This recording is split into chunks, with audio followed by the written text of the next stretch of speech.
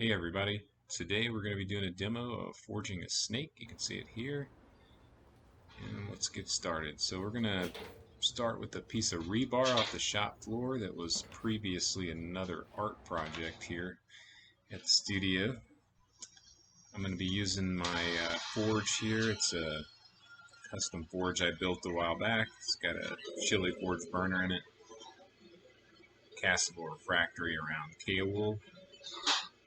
And I specifically did the castable refractory so I'll be breathing in K-wool fibers. Works pretty good. Running about 8 psi to start, and then I turn it down after it's been running for a while. So this particular forge I'm running about 8 psi right now to get it hot. Sometimes I can turn it down to 5 or 6 once it gets nice and good and hot. And there's a better Takes a little while, view so of the burner. I'm going to show you a little. So show you around the shop a little bit. I'm down here in Manitou Springs. I've got a small forging area I'm setting up here. I've got a striking anvil that I built quite a while back when I was still on the farm in Ohio. Got a key there you can see that with a 40 or 80 something pound block of 4140 for a guest anvil so people can hammer on it. I can just pop that off and have the striking anvil. I need to bolt it down pretty soon and take those little pieces off the bottom. Got my post vise, my anvil over there, and then you can see the old kilns and things for this. The ceramic folks they're here at the Manitou Art Center.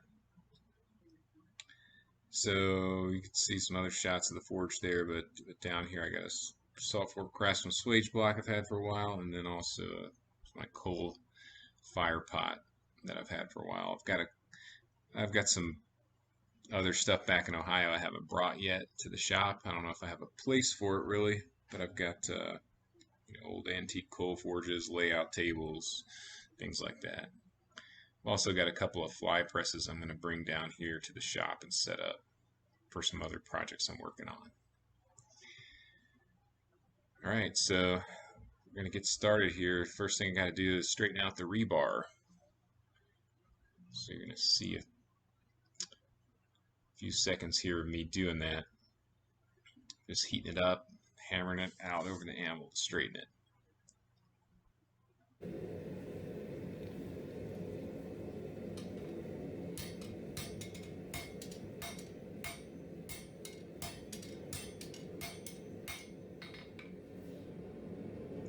So the anvil I'm using here is one I bought quite a while back. It's a 275 pound Pettinghouse anvil. It's done very well. I think I've had it for probably 5 years now. No issues whatsoever. I like the style of it. I personally like having the hardy hole up front. It just works well for me. So I'm using a rounding hammer, using the typical rounding hammer techniques you'll see taught by Brian and Ed Brazeal. And I'm starting out here on this rebar, and I'm doing half on, half off sort of blows here to isolate the head of the snake.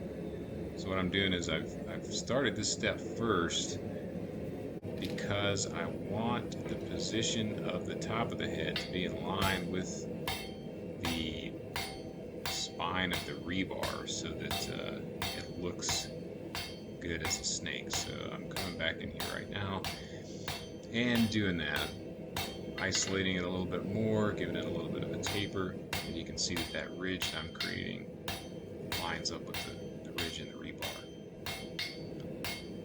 I used to do this step second, but I find it easier to match those things up if I do this first before I taper the head.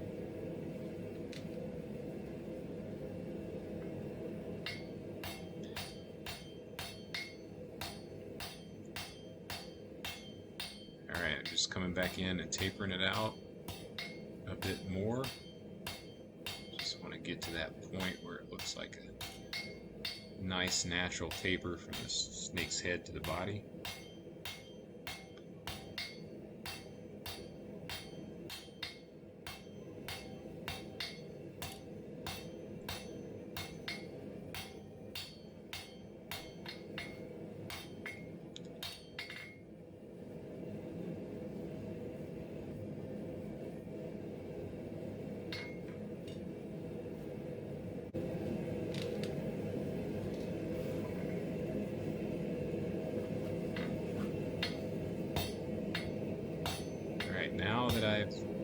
got that tapered out. I'm going to come in and I'm going to taper the end of the head of the snake. See that? Going side to side, making a very slight taper on the end. And I'll come in here, hit back blows on it. I'm actually using the two edges that I've created, isolating the head, but against the hand amble to do the back blows. So I'm going to catch it. So I'm coming in a little further with the taper.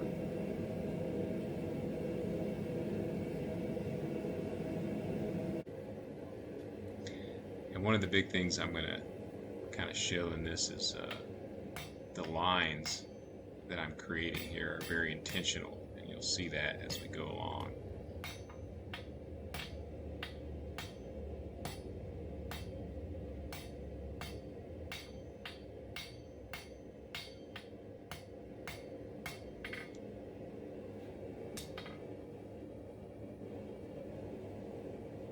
So one of the things when you're making the head, you don't really want, you want to isolate the appropriate amount for it. A lot of snakes I made in the past, I would isolate too much and it would make a really long head and it wouldn't quite look right. So you don't want to put too much on there. You want a pretty sort of a blunt face on the snake. So I'm still cleaning it up here a bit. So right here I'm highlighting the fact that the spine comes down, and you can see the shape that I made when I did the taper. So the sort of the back of the snake comes all the way down to the face, and you can see all the lines that it's created. And those lines on the back of the head there are going to go from the spine right to the eyes when we add the eyes. So right here I'm holding my hammer at a very steep angle and coming down on the back side of the head. So you can see I've got, it's a little bit difficult to come down and over, so the snake's jumping around a bit. But I'm using that, you know, making a smaller sort of part of the die and using that at that steep angle to draw out the back of the head. And you can see it there.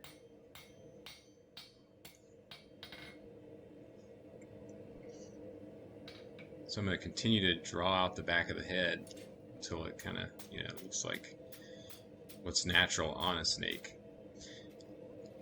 You might even be able to get more out of this if you upset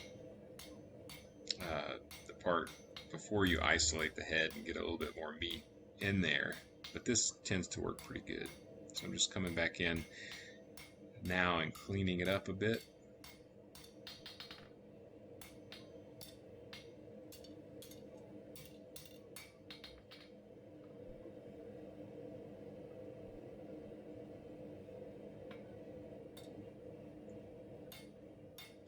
So the next thing I'm going to do is you'll see is I'm going to switch, and here I'm just showing again what kind of an angle I'm coming in at to draw that out.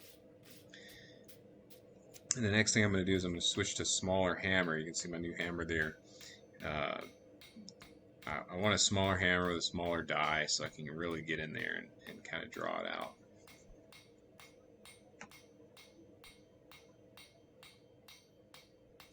So now you can kind of see on the side there how it's making a ridge in the top of the head, and that's where the eyes are going to go. So you're going to have a nice ridge, you're going to have a tapered face, and you're going to have this spine that goes from the body all the way up and splits out, and each line goes to each eye. I've got a bit of a sort of pointy parts there on the back as I spread them out, so I'm just rounding those out a little bit, trying to keep them in a bit.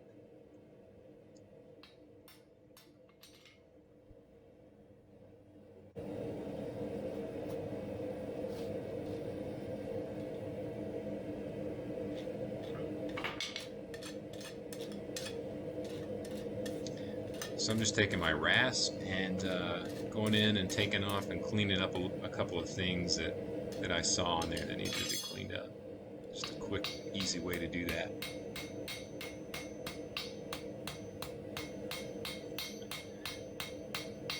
I'm coming back in and cleaning a little more.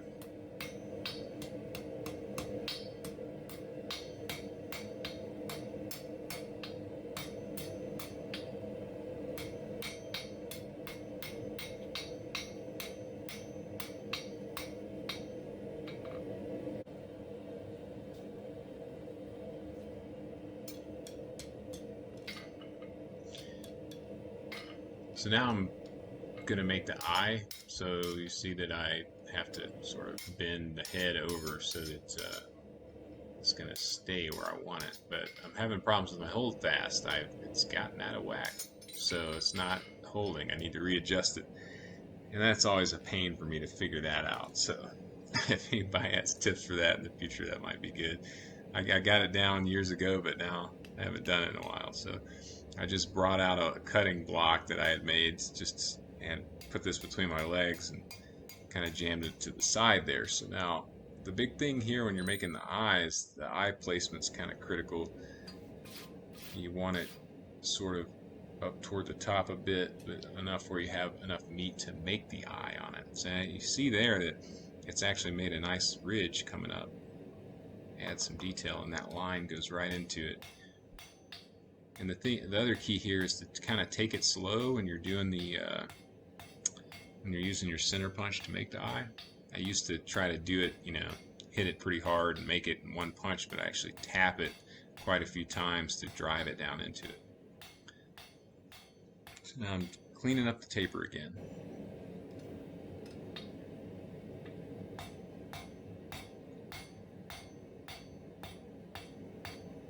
Now I'm going to come in and I'm going to, I worked it in a square, and now I'm coming in and making it an octagon. So I'm taking those edges off. And I'm going to continue to work that down into an octagon and run up and down until I like the way it looks. So I'm going to actually leave the lines in it. I'm not going to take them completely out because the lines add a nice look. They add some character.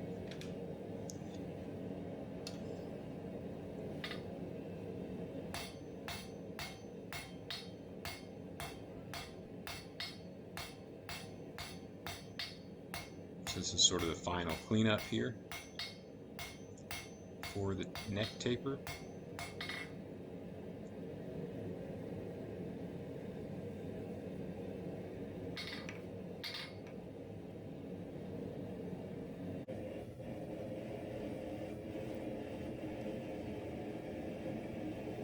Okay, so now we've got that done. Now we're starting the bend. So we're going to use bending forks in the vise. And the first thing I'm doing is I'm putting a slight upward bend in the head because I want it to kind of come up off the ground a bit. And then I'm starting the bend in the body. So one of the things I'm going to kind of highlight is you want really nice, exaggerated bends in a snake because it's going to make it look a lot more realistic. One of the things that I used to do is make the snake, I'd put the bends in it and they wouldn't be that exaggerated and it just didn't quite look right. So you'll see how far I bend them almost back on themselves.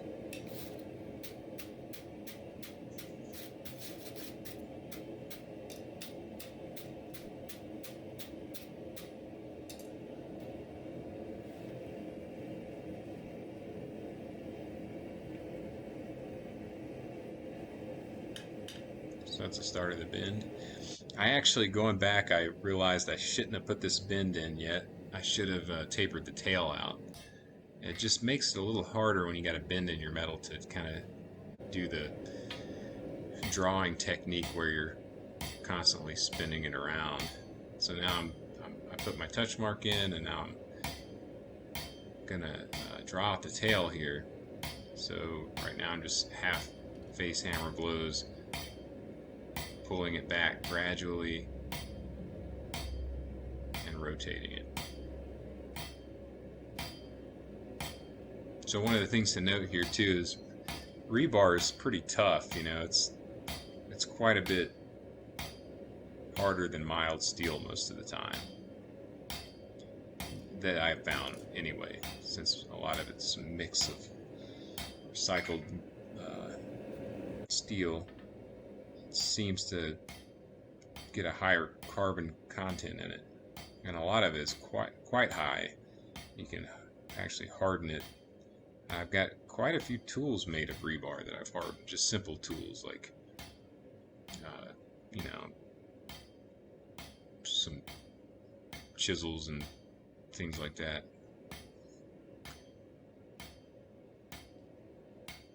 My touch marks rebar too, and that's worked for years. It's one my wife engraved. I've got a couple of touch marks. I've got another one that I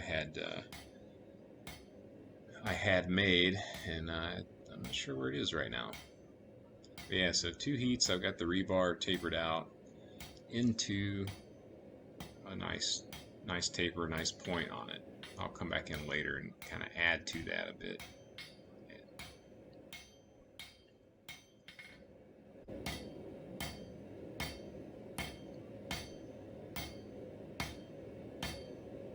Yeah, here I am, come back in. I needed more taper, and the same thing.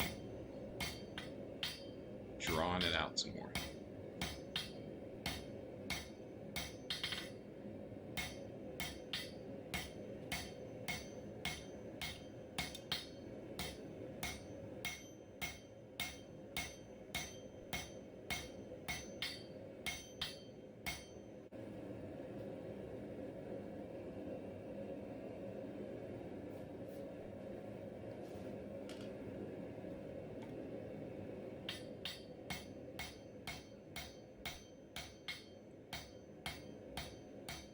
So here I am just cleaning it up a bit.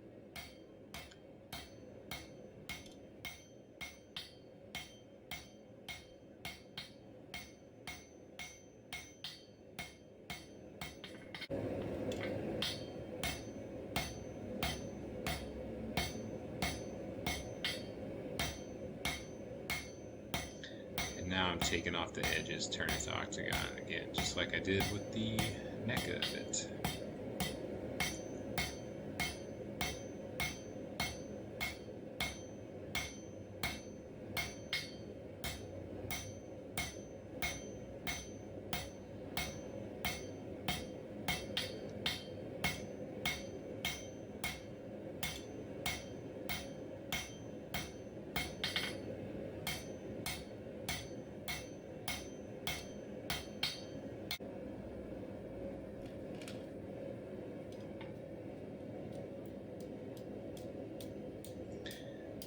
So at this point, I'm going to start to tail over the edge of the anvil. It just makes it a little quicker.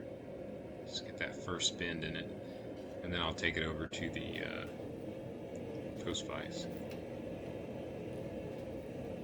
So I'm going to work from the back, since the back's already hot, and start the rest of my bends.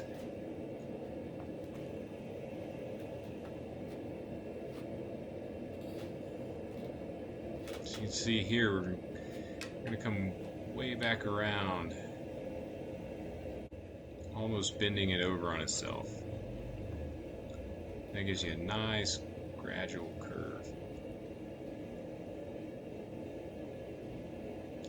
So here I had a problem. I always like to line the spine line on the rebar up with the head, so it goes all the way down the back, and it looks pretty cool when you do that. And what I noticed was, as I was making my bends, I was bending them off angle, so it was going to be on the side. So I had to bend it one way and then go back over to the anvil and straighten it out to where at least the majority of the snake would have the top line in the right place.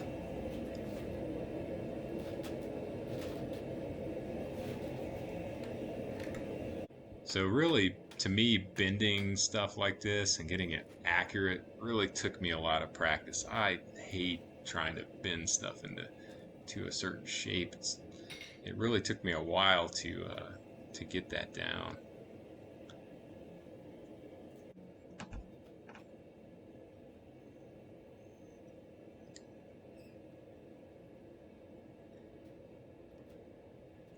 So more and more bending here.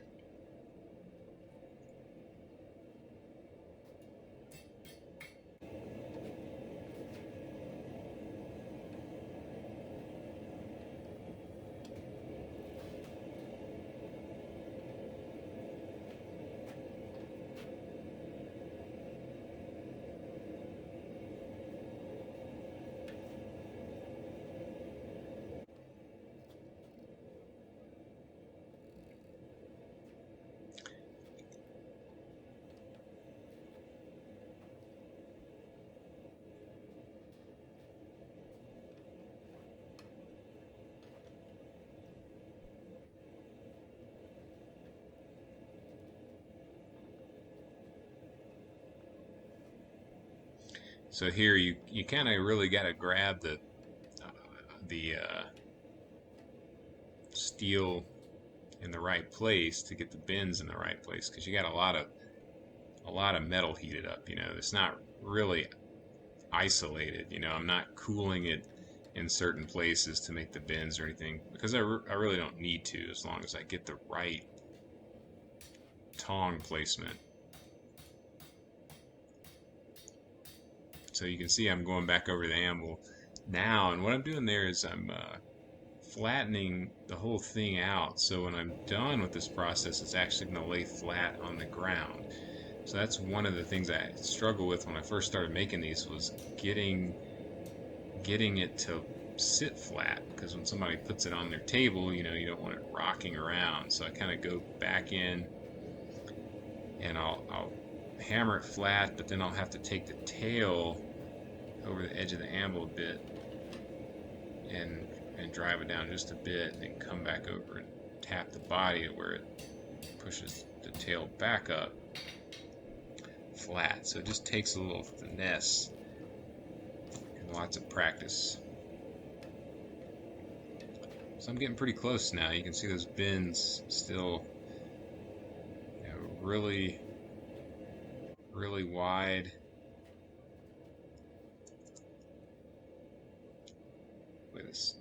Sort of the way this snake typically crawls around when you see them, unless they're moving pretty quick.